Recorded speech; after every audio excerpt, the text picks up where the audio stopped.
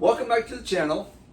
Today we're going to be discussing kicks and why it seems like kicks are always taught high kicks all the time.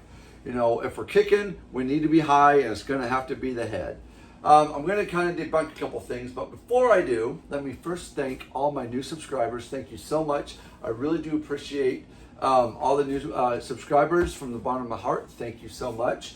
For my new viewers, thank you for coming in, watching us. Good stuff here. I'm going to have a link down below at the end of this video for you to subscribe if you want to do that, or another video on this side if you want to watch some of my other content. So yeah, just go ahead and sit back, relax, and enjoy this one. All right, let's talk about these high kicks and why they shouldn't be high, why they should be low. Let's just jump right into the cons of high kicks. Okay, one, we might not be able to reach the head level because we might be a shorter martial artist. Our attacker might be a little bit higher, whether it's point fighting, you're in the UFC cage fighting, or an attacker out in the streets. You might not be that tall to reach up for that head level for a good target. Okay, number two, as our kicks get higher, our power starts dropping. We start losing power. So say our hip is, everything from the hip below is in green. Okay, so our score, or our, how you have that level of green, and then once you hit the hip, it goes to zero, and then as we go up, then it goes negative. -1, -2, -3 for the power, and that's kind of what happens the higher we get with our kicks. Even in Taekwondo and Karate, they should be teaching this. You do start losing power the higher you get.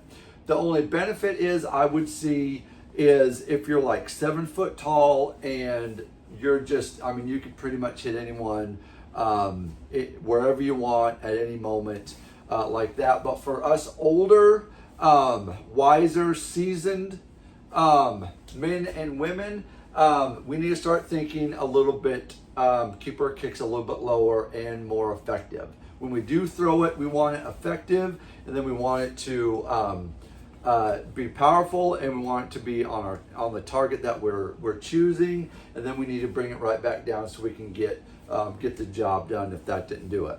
Okay, and then number three, it leaves us open for, because we're only on one leg, right?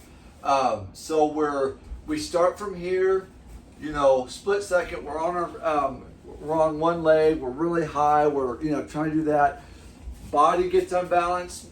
Sometimes the higher we get, the more we have to dip down, and we got try to get our body.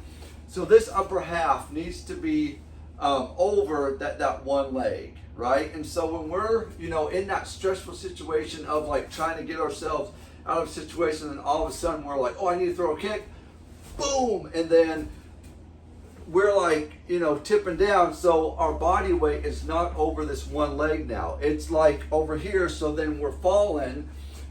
They can just push us over, and I've seen this numerous times. I've even done this, falling over, trying to get a headshot when we're sparring.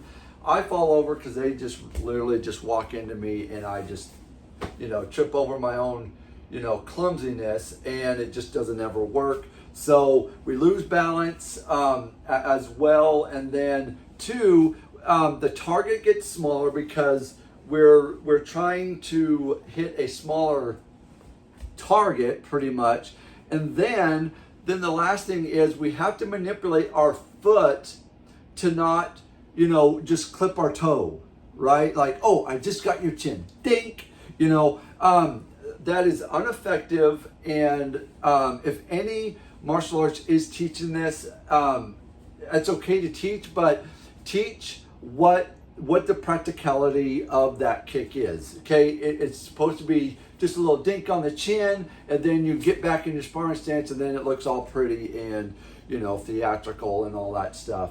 But it is not very practical, and it does create more cons than it does pros. Okay, so now let's look at the pros of keeping it belt high, hip high, lower, and maybe a little higher chest, midsection. Here, it's faster, it's stronger, bigger targets, and then everything that the cons have with trying to hunt for that head, we don't have to worry about that. That's actually a plus because we don't have to worry about all of, the manipulation of the toes to make sure, we're actually either going to be kicking with the top of our foot, the ball of our foot, the heel of our foot for doing side kicks, one of those, or the blade, as some people like to say, the blade of the foot. Those are all pluses when you get down past the head. All right. So as we're sparring our way through an attack or points fighting or cage, faster, bam, knee, midsection. It just seems to be more practical. Kicking, at least hip level, a little higher, and just everything down below. Because we never get taught trying to strike legs with our hands. Okay, arms, right? That has never been taught of you need to go down and hammer fist the knee when it comes in. Well, one, you're leaving this whole area open, and there's just not. It's not. Someone just come up and whop whop whop. You're just giving them your head. So we don't ever do that. So last thing here. So when I think about this is from the toes up to the head. How we need to think about it is what the leg's job is kick from the ankle up to about chest level, and then that's where it stops. That's where the kick has the most effectiveness, and that's where it's going to be the most strong, is right there. Our balance is going to be good. We're not going to have too much trouble with the balance. We can kick, bring our foot back down, and do a good fighting stance, sparring stance. So keep them down. And then from here up, that's where our hands come into play. Okay, so our hands can kind of come into the bodies a little bit, here, okay? But from about here up, that's when the hands start coming into play. Arms, all this kind of techniques. That's where we can start, seeing where's the most effective part of the body, of our body needs to go with the most pros and not so many cons with that. I hope that makes sense.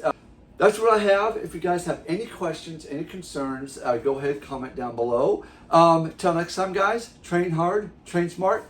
See you then.